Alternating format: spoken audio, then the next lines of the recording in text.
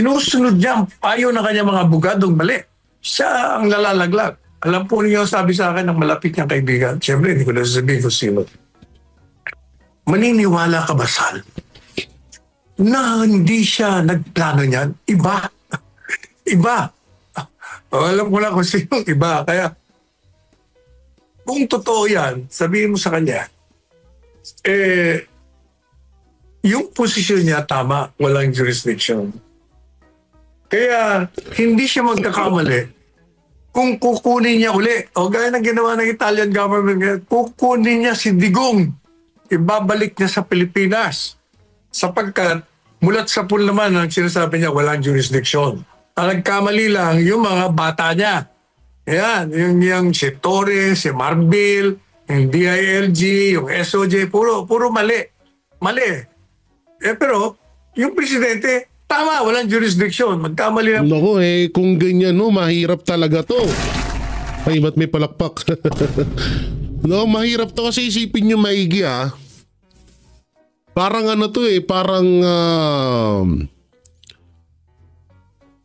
parang etong kung sino man tong nagplano na to at kung hindi si Marcos Jr. Naku po alam naman ho natin kapag sa oras na siningil na ng hustisya or katotohanan etong ginawa nila kay Pangulong Duterte ang maaapektuhan dito ng husto at maaaring ma-impeach at makulong panghabang buhay walang iba kundi si Marcos Jr. Ngayon, kung ibang nagplano nito, sa madaling salita, pinapahamak niya si Marcos Jr. So ibig sabihin parang inilalaglag siya or tinatawag na parang ay sige gawin natin to. Hindi naman tayo yung mananagot nito, si Marcos naman. Mahirap po ito. Naku po nakakatakot to Sino kaya? Letter A, Torre. Letter B, Liza Araneta Marcos. Ay, ba't Liza? Letter C, Romualdez. Or letter D, NPA. Mamili na kayo. Kasi isipin niya hindi niya ba naisip na maaaring mapahamak si Marcos Jr. pag ginawa niya to kung sino man yung nagplano na yan? Kung sino man yung mukhang dito papasok yung panaginip ko. Yung panaginip ko kamakailan lang na pagkatapos nilang durugin or pagkatapos nilang hindi pala durugin, pagkatapos nilang trabahuin ang mga Duterte ay isusunod nila si Marcos Jr. para yung isang tao na yun, siya yung maghari at maging Pangulo ng bansang Pilipinas. Para maging panghabang buhay din siya, maging ang kanyang pangarap kasi ay Prime Minister. Prime Minister. So madali niya nang magagawa yun o sa oras na pati itong si Marcos ay mawala sa kanyang landas. Naku po, kabahan ka rito, Pangulong Bongbong Marcos. Oo, pinapahamak ka ng mga yan. Kasi ito, isipin nyo, lahat ng nangyayari ho dito, walang iba na mapuputukan nito ay kundi ang presidente.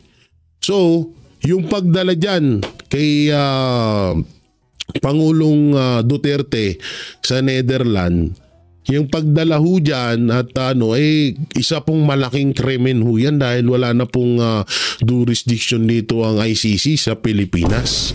At isa pong malaking pagkakamaling gawain, talagang maituturing mo na pinaka worst criminal ever sa Pilipinas itong pagbigay mo ng isang kababayan mo sa mga dayuhan. Naku po, nakakatakot to. Ito, sino kaya to? At pagkasabi ko, aminin niya na mali yung mga bata niya at kunin niya ulit, dali niya rito. Maniwala kayo, matitigil yung pagpuprotesta ng taong bayan. Kasi kapag hindi niya ginawa yan, talagang mapanganib. Alam niyo, sabi ko, nakalimutan niya na ba nangyari sa kanyang ama? Nakalimutan niya na ba nangyari kay Erap Estrada? Mahuhulit na naman yan. Ayaw natin yan. Sabihin mo sa kanya, ayaw ng grupo ng Duterte yan. Sapagkat pag ginawa yan, balik na naman tayo, bagsak na naman ang ekonomiya natin. Ito, nalugmok na nga, lulugmokin na naman. Sabi niya, gusto ko sana i-reconcile yung dalawa. Oo, gawin mo. Gawin mo i-reconcile. At ako naman dito sa... Alam nyo, dito ko napagtatanto yung dito ko napagtatanto yung kwento. Kasi may isa kasi akong kaibigan na nakwento na nakaharap nila noon si Pangulong Marcos.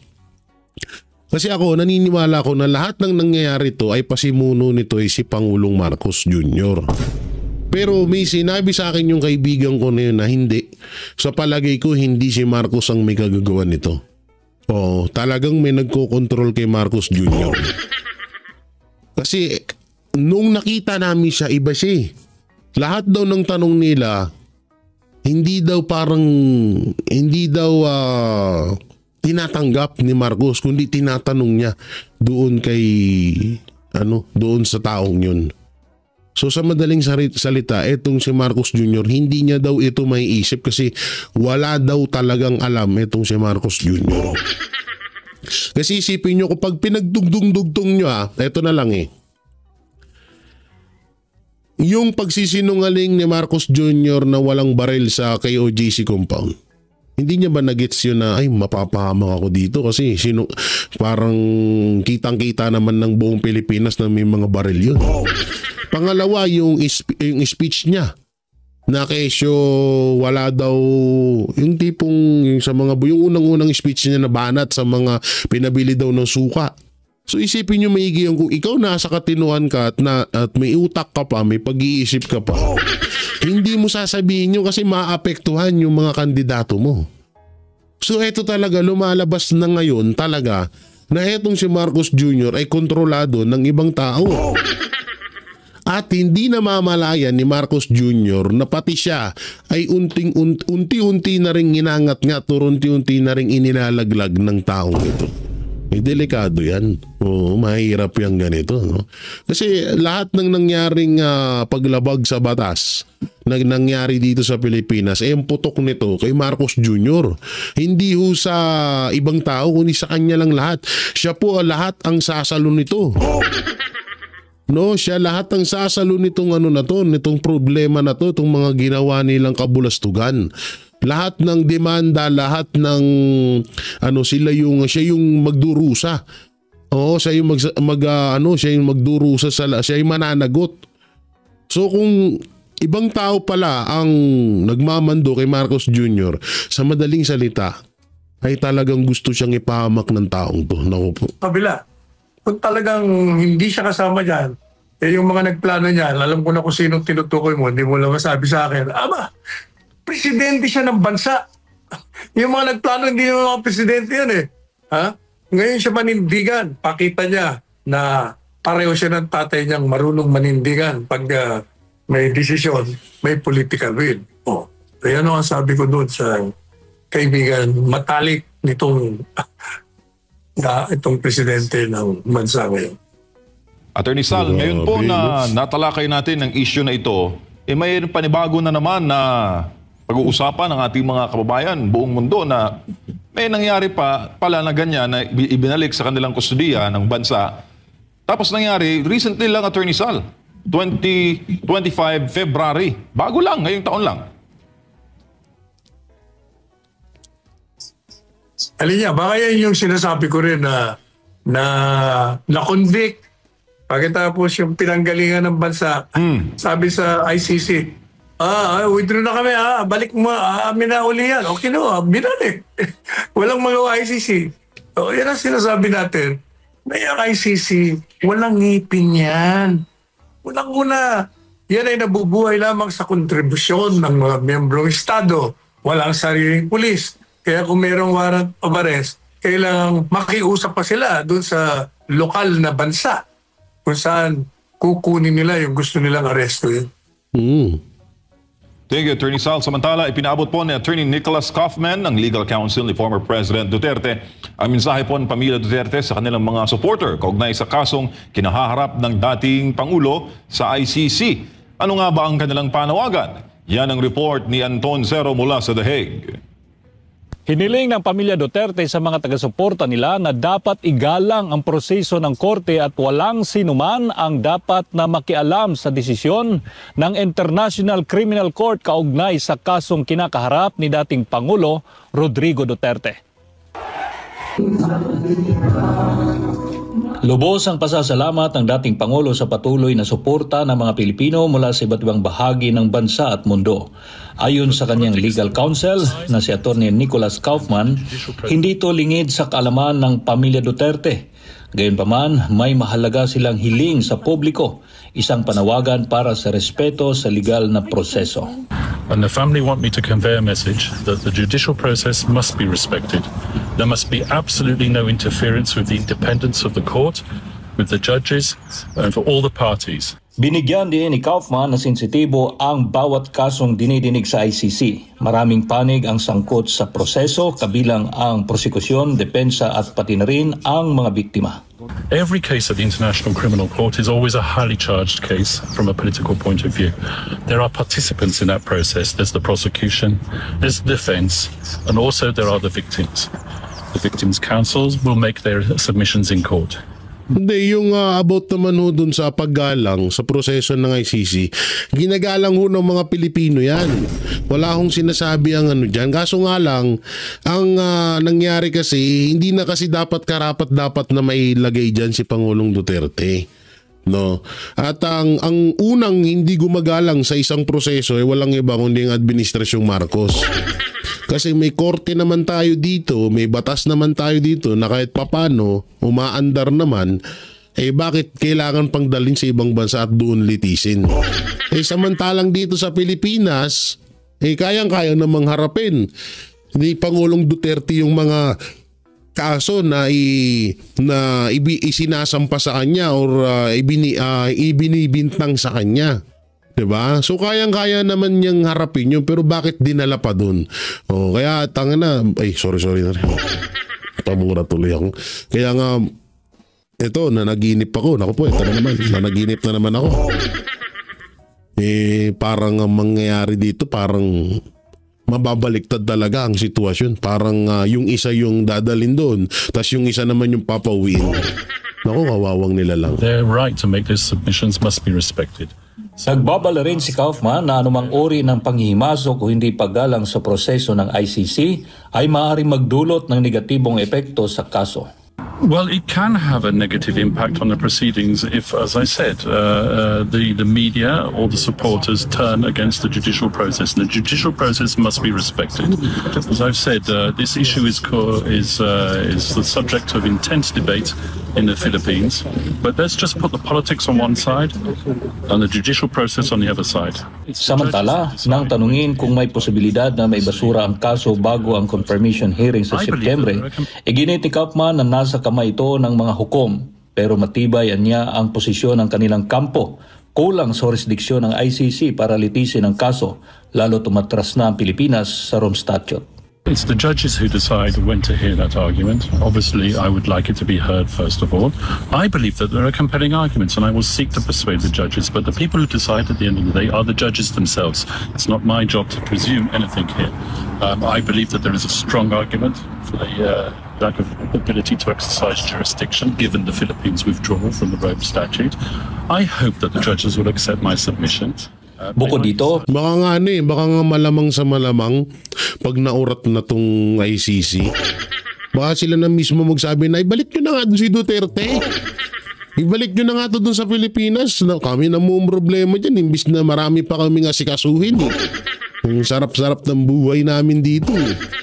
Diba? Tapos alam naman natin na medyo may kaso din etong mga Marcos sa ibang bansa. Baka mamaya pag yun ang gumana naku po, kawawa. Pinag-aaralan na rin ng kampo ni Duterte ang posibilidad ng pansamantalang paglaya ng dating Pangulo habang nililitis ang kaso. Once again, interim release is a complex process. We're considering it and we will file it at the appropriate time. Tungkol naman kay ICC Prosecutor Attorney Karim Khan, inamin ni Kaufman na matagal na niyang kilala ito. I've never worked with Karim Khan on a case together. I know Karim Khan for many years. He has a similar background to the same background that I have. We've been working in international criminal tribunals for many years. I was a former prosecutor, so was he. So we've both worked on both sides of the tennis court, if I can put it that way.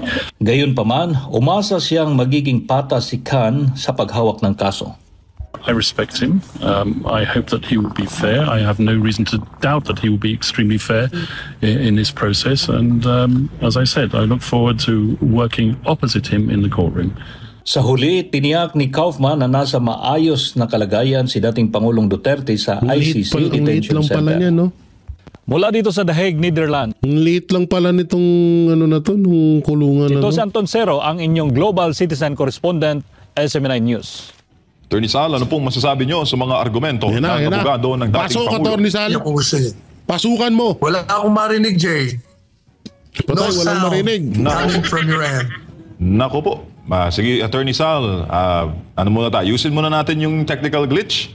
At habang inaayos yan, meron muna tayong respeto para sa dating Philippine. Ay narito sa Pilipinas na suporta sa kabila ng kanyang pagka-detain sa ICC sa The Hague, Netherlands. Uy, may sounds. Bakit ganun? Dito tayo. Alam nyo, etong tawag dito, etong balitang ito, mabalik ko tayo doon sa kasi nga ito nangyari dyan. May mga nagsabi din kasi na parang binibigyan nila ng advice etong si Marcos Jr. na sige, dalhin mo yan doon sa ibang bansa. Oo, pumayag ka. Oo, at hindi naman na yan makakalabas doon. Yun yung sinasabi nung mga sulsulerong bubuyog, mga ulikba doon kay Marcos Jr. Kaso nga lang, hindi, yun nga, sinasabi nga, kagaya nung sinabi ni Pangulong Duterte na weak leader nga tong si Marcos, kaya parang napapaniwala agad siya. Alam nyo, ito may panaginip na naman ako. Hindi kaya sa lahat ng nangyayari ngayon, ay si Amy Marcos ang may pakana nito. Kunwari, nag-aaway-away sila. Kunwari, hindi siya. Alam mo yun, kasi kadalasan na yun yung plot twist. Tama ba yung sinabi ko? Sa mga nangyayari. Alam mo, isisipin nyo maigi. Si Amy Marcos, kunwari, kakampi pa hanggang ngayon ng mga Duterte. Yan yung kanyang pinapakita. Pangalawa, kunwari, magkalaban sila ng kapatid niya. Pangatlo, kunwari, magkalaban sila at against din siya kay Romualdez. Hindi kaya talagang, kasi biruin mo kahit presidente ka, ati pa rin ako. Parang yung sa panaginip kong yun, parang may posibilidad na etong si Amy Marcos, si Romualdez ang may mga pakana ng mga nangyayaring ito. Kayo, ano nasa isip niyo? Kasi kadalasan yung mga nagmamaang-maangan na kakampi, yun paminsan yung talagang hudas sa lahat Oo, pero panaginip lang naman yun. So wala namang katotohanan ho yun. So dito tayo, utak ng ilang abogado nakukulayan dahil sa politika. Panoorin mo natin to. Para pareho ang takbo dapat ng utak ng mga abogado kung hindi nakukulayan ng politika ang kanilang opinyon. Ang problema sa mga abogado na iba, pag galit kay Duterte, iba na ang opinion. Yan ang mahirap Kaya kung matino kang abogado, kung ano lang ang sinasabi ng saligang batas, susundin mo. Tama. Abay, meron ka pong post recently, sir, sa Facebook patungkol sa ulat ng Al Jazeera na Italy releases... Pero kasi halimbawa, mga galit na abogado kay Pangulong Duterte. Number one, syempre, yung 2 beses na disbar. Itong si Larry Gadon. Di ba? Wala na sa ayos. Pang gano'n na lang yung bitawan. Gano'n.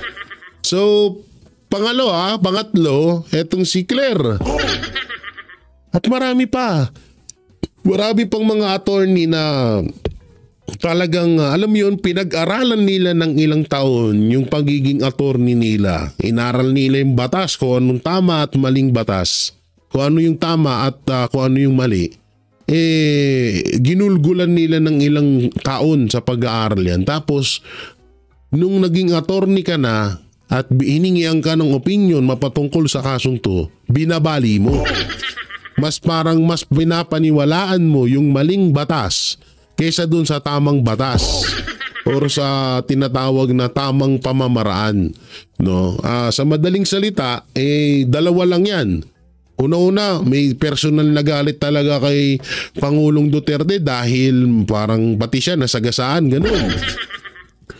Pwede rin na mangyari na maaaring pera lang talaga ang dahilan para banatan ng banatan at baliin yung tama para kay Pangulong Duterte. Pwedeng ganun, pera lang din talaga. Katulad ng ibang attorney dyan na dating pabulag-bulag lang, ngayon biglang naging second lady na. Malalanin niya, nawawala pa naman daw si First Lady. Sabi nila, o nga pala, ulitin ko. Doon po sa patuloy na nagchat-chat sa akin kung anong balita kay First Lady Lisa Araneta Marcos, kung siya ba ay nakauwi na, kung totoo ba yung issue sa kanya. Uulitin ko lang po yung sinabi ko, ha? Oo, mawalang galang na po sa mga makakarinig nito. Kahit po anong mangyari kay Lisa Araneta Marcos, wala po kaming pakialam doon. Kahit na kung totoo man na nakakulong siya, kung totoo man na nandito na siya sa Pilipinas, kung lahat ng picture edited, wala po kaming pakialam doon. Dahil unang-una, hindi po si Lisa ang dapat nating pagtuunan ng pansin. Ang pagtuunan po natin ng pansin ay si Pangulong Duterte na maibalik dito sa Pilipinas. Yun po, yun po yun, at makapagbigay po tayo ng tamang impormasyon at balita sa mga kababayan natin dahil alam naman natin na bulag at bingi na ang ibang mainstream media. Kahit po na halimbawa lang mo naman na si Joe Biden ay kabit ni Lisa, wala tayong pakialam doon.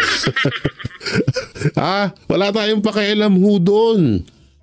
Kami po, lalo na ho kaming mga banateros, kahit na ito, masakit man pakinggan pero totoo, kahit po mamatay si Lisa Araneta Marcos sa Amerika, wala po kaming pakialam. Sorry po sa words na yan, pero wala po kaming pakialam. Ang dami po kasi araw-araw po ang mga nagchat-chat sa akin, nagtatanong kung totoo ba ito, kung ito. Kaya lagi ko silang binabara na wala po kaming pakialam dyan.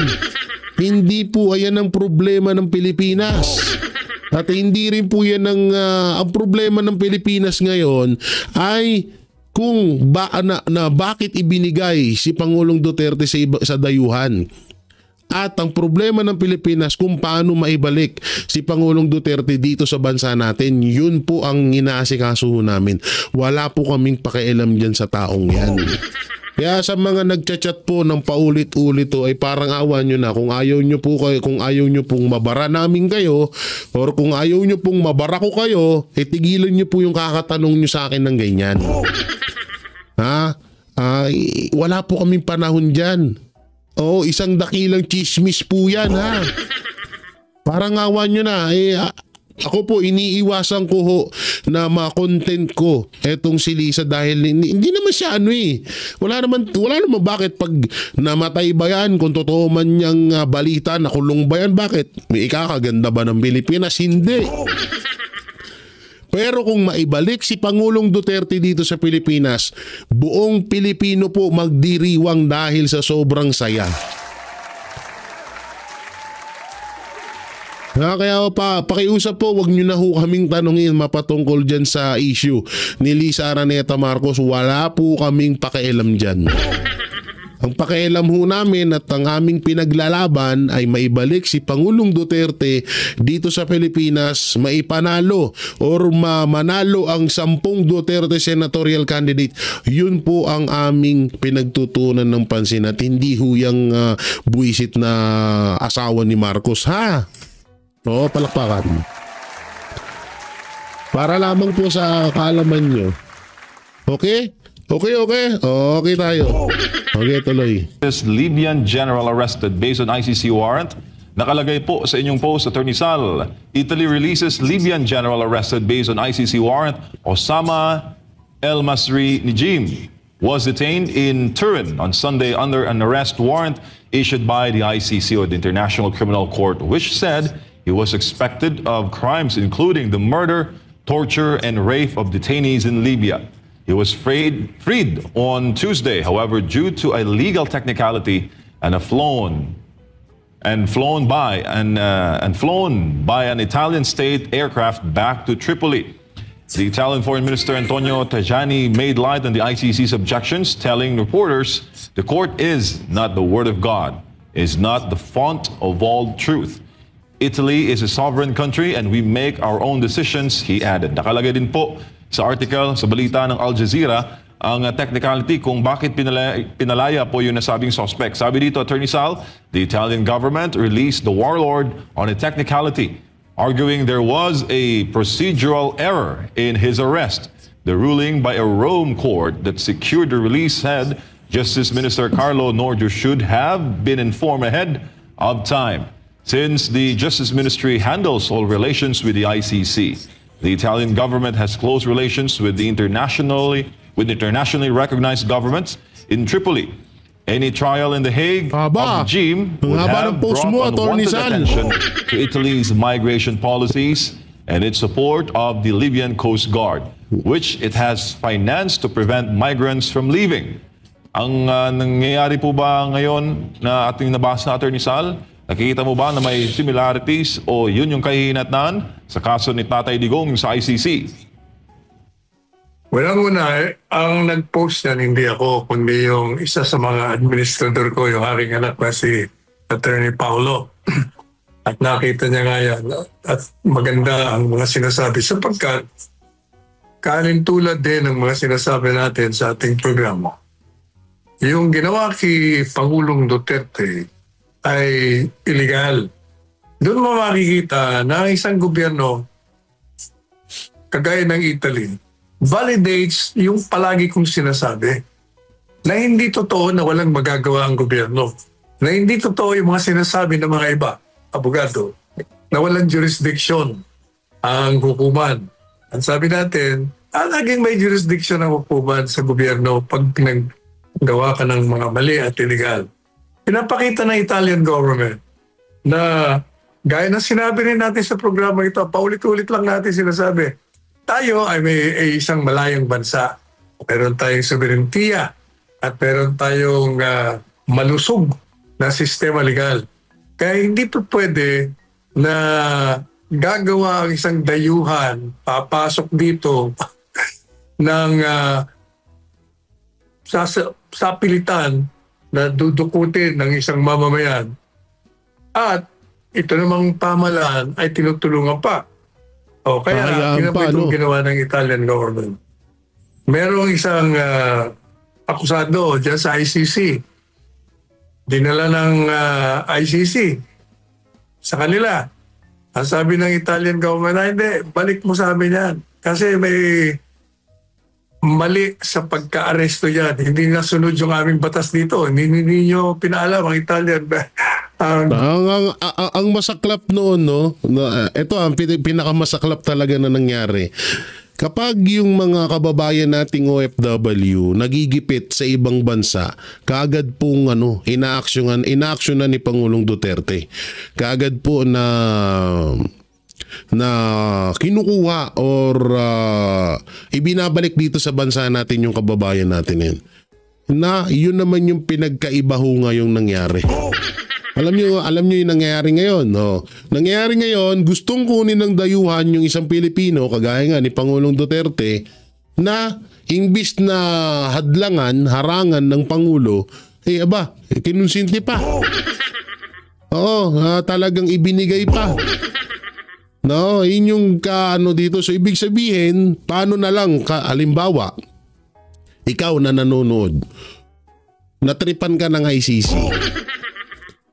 Kunin ko to, gawin kong muchacha dun sa amin. Pwede ko pang gawing punching bag. So wala ganun-ganun na lang papayag kasi wala ito na nga lang kung si Pangulong Duterte nga isa sa pinakakilalang tao at nirerespeto dito sa Pilipinas, ganun lang nila kabilis ibigay. Paano pa kaya tayo na ordinaryong Pilipino? Yun yung masaklap po dyan. Yun yung pinakamasakit dyan, diba? Kaya nga itong sinasabi ni Attorney Sal talagang totoo. Yung ibang mga attorney wala na. Siguro baka dahil sa pera. Dahil ikaw ba naman minsan alam nyo yung ugali talaga ng tao nababago kapag dinaan sa pera. Halimbawa, si Attorney Blurred. Hindi ko naman sinasabing binayaran siya pero sinasahuran siya dyan. Ikaw ba naman sa gobyerno ka, sahuran ka talaga. Kailangan naman gawin mong libre yan. No? So, talagang doon ay may kita nyo, yan ang halimbawa na si Attorney Blurred na dating kritiko or bumabatikos kay Marcos Jr. na biglang naging kakampi. So bakit? Paano nangyari yun? Hindi ko alam. Hindi ko alam, no? Depende na lang kung pinaamoy siya ng gayuma para sa politika, kaya siya naging ganyan ngayon. Kasi kung matatanda natin, isa rin sa mga kritiko yan, isa rin sa mga nambabatikos sa Administrasyong Marcos. Pero tignan nyo ngayon, todo dipinsa ang puting ina. Ay, sorry. Diba? Kaya tinawag siya na second lady. Kung may first lady, siya ang second lady. Kasi kung ipagtanggol niya, parang juwa niya na. Parang, alam mo yun, parang asawa ko yan kahit anong mangyari. Asawa ko pa rin yan. Balik na rin nyo man ang mundo, mali niya man o hindi, asawa ko pa rin yan. So ganun ang nangyayari ngayon. Yung ibang mga attorney dyan, katulad lang si Gadon. Si Gadon, respect na natin kasi ikaw ba naman, first time in history of the world na mayroong attorney na na-disbar ng 2 beses. So yun, tanggap na natin, accept na natin na tanga-tanga siya. Na talagang bobo yun. So hindi na bago yun sa atin. No? Pero yung ibang mga attorney na nagsasalita na kesyo tama yung ginawa ni Marcos, kesyo tama yung ginawa ng ICC, kesyo tama yung ginawa ng Administrasyong Marcos, isang malaking katarantaduhan po yan. Okay, balik tayo kay Attorney Sal. Government o presidente. Kaya ang ginawa ko nila, pumunta sila sa Hague. Kinuha nila uli. Walang magawa. Ang ICC, walang magagawa ICC.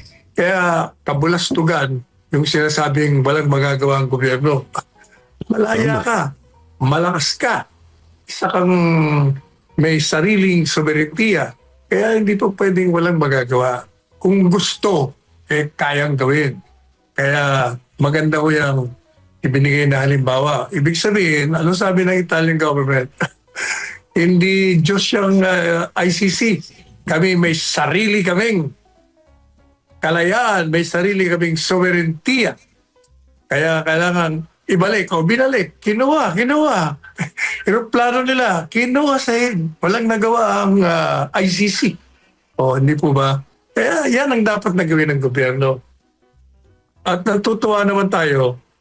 Alam niyo yung abogado, yung lead counsel na si Attorney Nicolas Kaufman, binabasa ko yung mga sinasabi niya. Parang ako nagsasalita Kasi kung ano yung mga sinasabi natin dito, mulat sa pulpa. Mula pa hindi pa na-arrest si Presidente Duterte. Yun din ang linya niya. Nakakatuwa sapagkat parehong-pareho ang takbo ng utak namin. And for that matter, para pareho ang takbo dapat ng utak ng mga abogado kung hindi nakukulayan ng politika ang kanilang opinyon. Ang problema sa mga abogado na iba, pag galit kay Duterte, iba na ang opinyon. Tama. Yan ang mahirap Kaya kung matino kang abogado, kung ano lang ang sinasabi ng saligang batas, susundin mo. Ang iba kasi, kung ano-ano mga ipinapasok, kaya nagkakaloko-loko ang mga opinyon nila. Lalo na kapag nabahiran or nabigyan na ng pira. Oo, katulad na lang yan. Nung nakaraan, di ba, may panaginip tayo na isang opisyal. Isang kilalang opisyal na binigyan ng 3 billion para lang sumunod sa gobyerno. Sino kaya yun? Oo, di ba? Dapat isa ka sa nanguna na protektahan ng bawat Pilipino dito sa bansa natin. Isa ka sa dapat na humadlang na wag ibigay sa dayuhan yung kababayan mo dahil yun ay kapwa mo Pilipino pero wala kang ginawa, ang ngumanga ka lang. Sa halip, mga tauhan mo pa yung sa halip o mga tauhan mo pa ang isa sa mga tumulong para maaresto at madala sa ibang bansa itong si Pangulong Duterte. Yan ang mahirap. Di ba talaga, promise, iba ang nagagawa ng pera? Promise, iba talagang tinatawag na kung hayop ka, talagang sukdulan ng pagiging hayop mo. Kung ikaw kung hayop ka, matatawag na sobrang kahayupan na talaga kapag yan ang ginawa mo. Wala pera-pera ang labanan ngayon Ano sabi ko noon? Noon sabi ko na, di ba, from the very start, walang jurisdiction. Yan hindi yan sinasabi ni Kaufman. Walang jurisdiction. At ilalabas kayo bago pa mag-trial.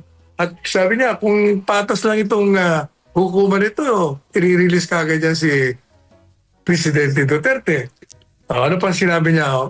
Sa akin yung narinig Ano sabi ko? Kasi sabi ng ICC, hindi, may jurisdiction pa kami. Kasi nung umalis kayo, nakaumpisa na kami ng investigasyon. Ano sabi ko sa inyo? Noong paulit-ulit ko na sinasabi, wala pang mga kaso. Nung ako'y tagapagsalita pa lang, sinabi ko na yan, ang investigasyon na ginawa nyo ay hindi yung investigasyon na nakatakda dyan sa inyo. Sapagkat yung investigasyon nyo, ginawa nyo 1 year and 7 months after the effectivity. Ang ginawa niyang investigasyon, preliminary examination, kung meron kayong jurisdiction, kung nasunod niyo yung principle of complementary rule. Pero yung investigasyon talaga, dahil si Fatou Bensouda humingi ng permiso noong September lamang ng 2021. That's 1 year and 7 months after na pumalas tayo. At yung pong pagkalas, hindi ako rin yun. Ako nagrekomenda doon. Kasi nga, sabi ni Presidente, wala kayong jurisdiction sa akin. Hindi naman nalatala sa official gazette sinasabi ng konstitusyon natin hindi mo basta maaaring tanggalin ng buhay ang ari-arian at saka kalayaan ng isang tao pag hindi mo binibigyan ng tamang proseso ng batas. At hindi mo mabibigyan ng tamang proseso yan kung hindi alam ng akusado kung meron bang batas na siya nilabag. At Tama. hindi niya malalaman na may batas kung hindi mo ilalathala. Kaya sabi ni Presidente Duterte, hindi mo naman nilathala sa official gazette yung Rome Statute. Yung tratadong yan, hindi mo na ilathala. Hindi ba sabi ko rin sa inyo, sa akin yung rin unang narinig, under Commonwealth Act 638 Section 1, all legislative acts has to be published, those of public interest and of general application. Kaya nakakatuwa na, yan lang ang gawin mo. Okay ka na. Attorney Mr. Nicholas Kaufman, tuloy-tuloy. Ang mahirap dito, sana nga maging patas yung hukuman dun sa ICC. Kasi kung iisipin din ng ICC, wait lang, dapat ang proseso kasi, daling nyo sa korte nyo, dun nyo litisin, pag hindi kinaya ng korte nyo, bigay nyo sa amin. Ngayon, may ano pa doon, may marami pang option doon. Maaaring hindi ibigay, hindi papayag ang administrasyon kasi parang hindi mo nirespeto ang batas ng bansa mo mismo. Ikaw mismo ang parang kinahiyaan mo yung sarili mo. So yung ginawa ni Marcos Jr. kay Pangulong Duterte, ang lumalabas doon is parang kinakahiya ni Marcos Jr. ang batas ng Pilipinas. Yan ang totoo. Yan ang yan ang isa sa mga katotohanan. Kaya tayo, na mahirap na talaga. Kaya yung tignan nyo kawawa, ang pinakaisa sa mga kawawa dito at maaaring pwedeng matulad sa ginawa kay Pangulong Duterte, yung mga kababayan nating hero, OFW hero abroad. Alam niyo kung bakit? Kasi isipin nyo maigi, paano na lang na sa Amerika may naging krimen na itong isang OFW ay tangkang saktan, tangkang gasain na tapos nag self-defense or napat